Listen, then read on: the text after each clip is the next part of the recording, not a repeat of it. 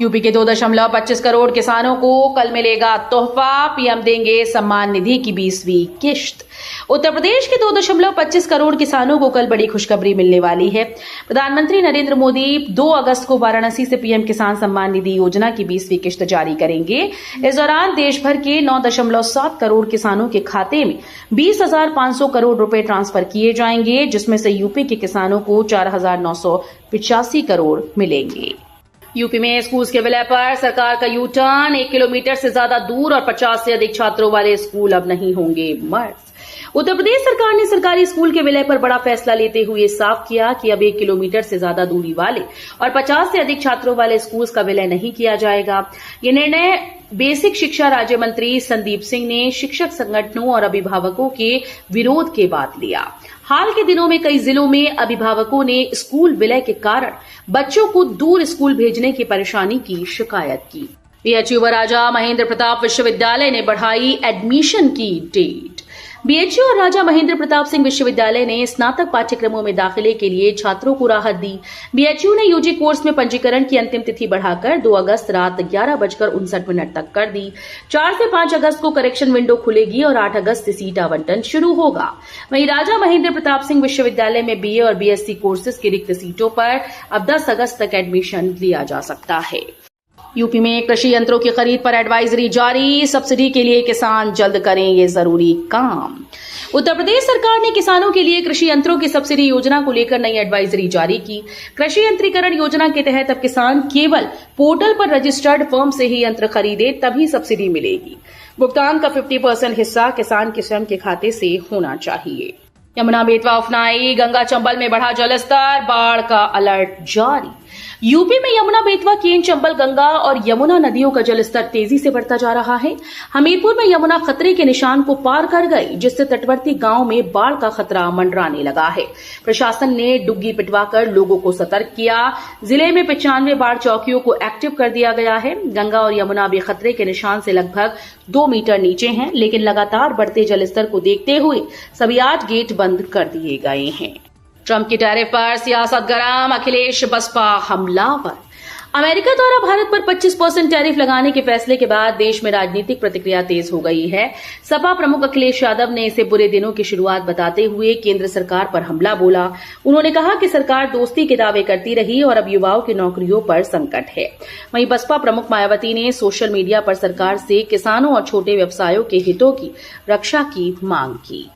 UP में students को मिलेगा 10,000 का इनाम। इंस्पायर मानक योजना में 11वीं 12वीं के छात्रों को भी मौका। योगी सरकार के सहयोग से भारत सरकार की इंस्पायर मानक योजना अब कक्षा 6 से 12 तक के छात्रों के लिए खुल गई है। पहले ये योजना केवल कक्षा 6 से 10 के लिए थी, लेकिन 2025-26 से इसमें कक्षा 11 और 12 साइंस ग्रुप के छात्र भी शामिल किए गए हैं। नवाचारी विचार देने वाले विद्यार्थियों को 10,000 रुपए की प्रोत्साहन राशि उनके बैंक खाते में भेजी जाएगी, ताकि वे अपना प्रोजेक्ट तैयार कर सके। आवेदन की अंतिम तिथि 15 सितंबर 2025 है। योजना का संचालन विज्ञान और प्रौद्योगिकी विभाग और राष्ट्रीय नवप्रवर्तन प्रतिष्ठान कर रहे हैं। साइबर अपराध में यूपी नंबर 1। उत्तर प्रदेश अब साइबर अपराध के मामलों में देश में शीर्ष पर पहुंच गया है। एनसीआरपी के आंकड़ों के मुताबिक 2021 से फरवरी 2025 के बीच दर्ज 38 लाख मामलों में यूपी की हिस्सेदारी सबसे अधिक रही। राज्य में हर घंटे औसतन 250 लोग ऑनलाइन ठगी के शिकार हो रहे हैं। यूपी पुलिस भर्ती के लिए 1 टाइम रजिस्ट्रेशन शुरू, आवेदन प्रक्रिया होगी आसान।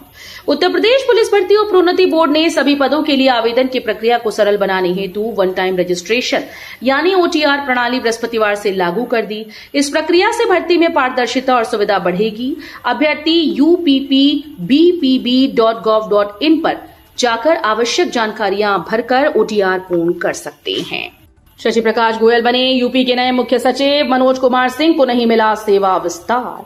उत्तर प्रदेश को नया मुख्य सचिव मिल गया है। 1989 बैच के वरिष्ठ आईएएस अधिकारी शशि प्रकाश गोयल को राज्य का नया मुख्य सचिव नियुक्त किया गया है। मौजूदा मुख्य सचिव मनोज कुमार सिंह सेवानिवृत्त हो गए और उन्हें सेवा विस्तार नहीं मिला।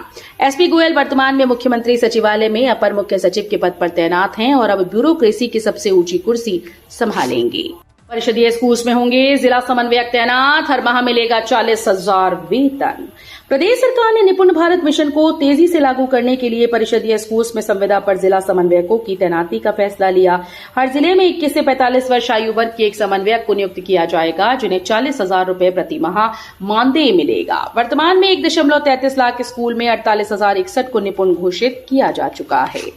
समोसा वड़ा पाव के रेट पर संसद में रवि किशन का सवाल। सांसद रवि किशन ने लोकसभा में ढाबों और होटल्स में मिलने वाले खान पान की कीमत, मात्रा और गुणवत्ता को लेकर कानून बनाने की मांग की। उन्होंने कहा कि देश के अलग अलग हिस्सों में समोसा, वड़ा पाव या दाल तड़का जैसे आम खाद्य पदार्थों की कीमत और साइज में भारी अंतर है। कहीं छोटा समोसा 20 रुपए का है तो कहीं बड़ा 10 का। उन्होंने कहा कि सरकार को चाहिए कि वो ढाबों से लेकर 5 स्टार होटल तक हर खाने की चीज के लिए रेट, साइज और क्वालिटी का स्टैंडर्ड तय करे, ताकि उपभोक्ता ठगा ना जाए। अब जनरल कोच में भी मिलेगा गरम खाना, सिर्फ 80 रुपए में मिलेगी वेज थाली। वाराणसी गोरखपुर से होगी शुरुआत। अब ट्रेन में सफर करना और भी आरामदायक होगा, क्योंकि जनरल कोच के यात्रियों को ट्रेन में गर्म खाना मिलेगा। IRCTC ने अक्षय पात्र फाउंडेशन के साथ मिलकर ये सुविधा शुरू की। सिर्फ 80 रुपए में शाकाहारी थाली यात्रियों को कोच में दी जाएगी। थाली में रोटी, चावल, दाल या सांभर, मौसमी सब्जी, दही शामिल होंगे। ये खाना इको फ्रेंडली थालियों में परोसा जाएगा। एसी और जनरल कोच दोनों के यात्रियों को एक ही दाम पर खाना मिलेगा। यूपी के स्कूल्स में बच्चों के हाथ की होगी स्क्रीनिंग। बढ़ रही घटनाओं के मद्देनजर योगी सरकार ने उठाया कदम। उत्तर प्रदेश के सरकारी और प्राइवेट स्कूल्स में 5 से 15 वर्ष के बच्चों के दिल से जुड़ी बीमारियों की स्क्रीनिंग होगी। बच्चों में हार्ट अटैक की बढ़ रही घटनाओं के मद्देनजर योगी सरकार ने ये कदम उठाया। दिल के बाल से जुड़ी बीमारी, रूमेटिक हृदय रोग पीड़ित बच्चों का PGI में इलाज होगा। इसी माह बाराबंकी के 3, लखनऊ में 10 माह के भीतर 3 बच्चों की असमय मौत हुई। 8वें वेतन आयोग पर सरकार ने सदन को दी अहम जानकारी। वेतन आयोग के गठन को मंजूरी देने वाली आधिकारिक अधिसूचना जारी होने की तिथि के बारे में पूछे गए एक प्रश्न पर पंकज चौधरी ने कहा कि सरकार ने 8वें केंद्रीय वेतन आयोग के गठन का निर्णय लिया है। प्रमुख हितधारकों से सुझाव मांगे गए। इसकी आधिकारिक अधिसूचना यथा समय जारी की जाएगी। अब तक की प्रगति के बारे में बात करते हुए उन्होंने कहा कि रक्षा मंत्रालय, गृह मंत्रालय, कार्मिक और प्रशिक्षण विभाग और राज्यों सहित प्रमुख हितधारकों से सुझाव मांगे गए। वाराणसी में रोपवे का फुल स्पीड में ट्रायल सफल। अब शुरू करने की राह में है ये अड़चन। देश में पहली बार रोपवे अर्बन ट्रांसपोर्ट परियोजनाओं की बाधाएं दूर होती दिख रही हैं। हालांकि अड़चनें अभी पूरी तरह से ठीक नहीं हो सकी, मगर वाराणसी में रोपवे का फुल स्पीड में ट्रायल सफल होने के बाद उम्मीद जगी है, जो कि जल्द ही संचालन भी शुरू होगा। वाराणसी में रोपवे का सुरक्षा परीक्षण ऑस्ट्रियाई इंजीनियर गोंडोला के नियंत्रण की प्रणाली और ब्रेकिंग पर परीक्षण कर चुके हैं। मोहिनी पाठक पुलिस भर्ती और प्रोन्नति बोर्ड की अपर पुलिस अधीक्षक बनी। प्रदेश में 15 PPS अफसरों के तबादले। यूपी में बृहस्पतिवार को प्रांतीय पुलिस सेवा संवर्ग के 15 अपर पुलिस अधीक्षकों के तबादले कर दिए गए। मोहिनी पाठक को उत्तर प्रदेश पुलिस भर्ती और प्रोन्नति बोर्ड की अपर पुलिस अधीक्षक नियुक्त किया गया। महेश सिंह अत्री को अपर पुलिस अधीक्षक PTS मुरादाबाद के पद पर तैनाती दी गई। अयोध्या में पर्यटकों की सुविधा और विकास परियोजनाओं को समय पर पूरा करना पहली प्राथमिकता। अयोध्या के नए मंडलायुक्त राजेश कुमार ने पदभार संभालने के बाद मीडिया से बातचीत में अपनी प्राथमिकताएं गिनाई।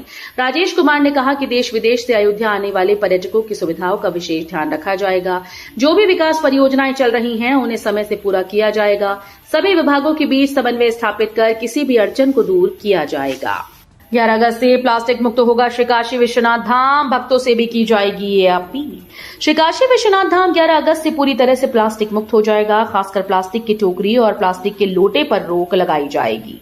भक्तों से अपील की जाएगी कि वो मंदिर में प्लास्टिक की टोकरी समेत कुछ लेकर न आए।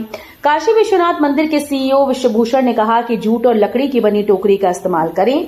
मंदिर परिसर में भक्त प्लास्टिक की बोतल में जल लेकर पहुंच जाते हैं। इसके अलावा पॉलिथीन में प्रसाद, फूल लेकर पहुंचते हैं और ये सब कुछ वो परिसर में छोड़ आते हैं। ये सफाई में दिक्कत पैदा करता है। 103 करोड़ से होंगे 161 विकास कार्य। सितंबर से शुरुआत। नगर निगम ने जारी किए टेंडर।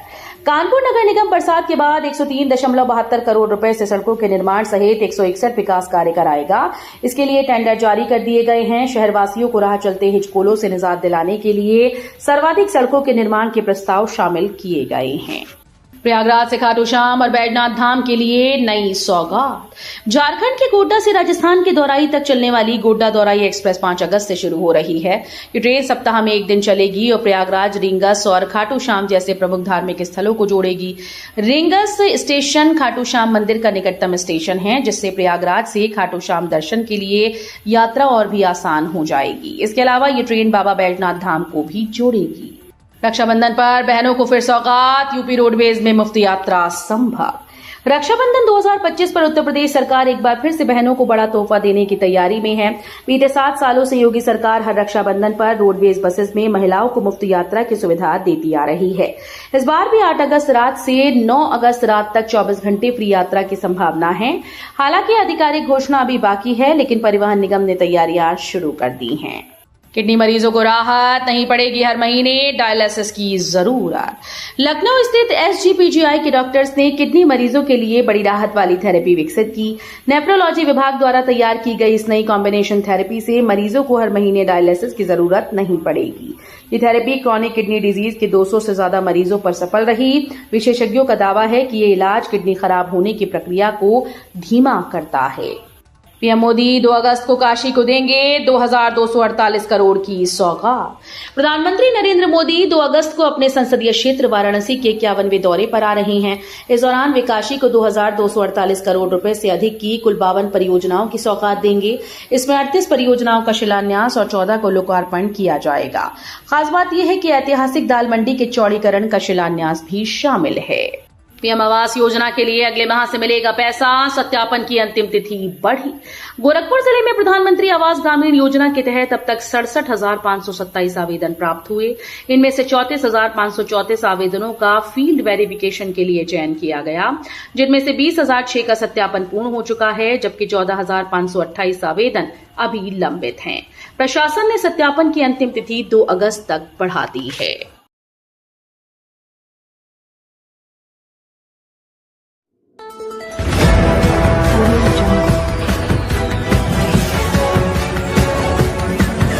Audio Jungle.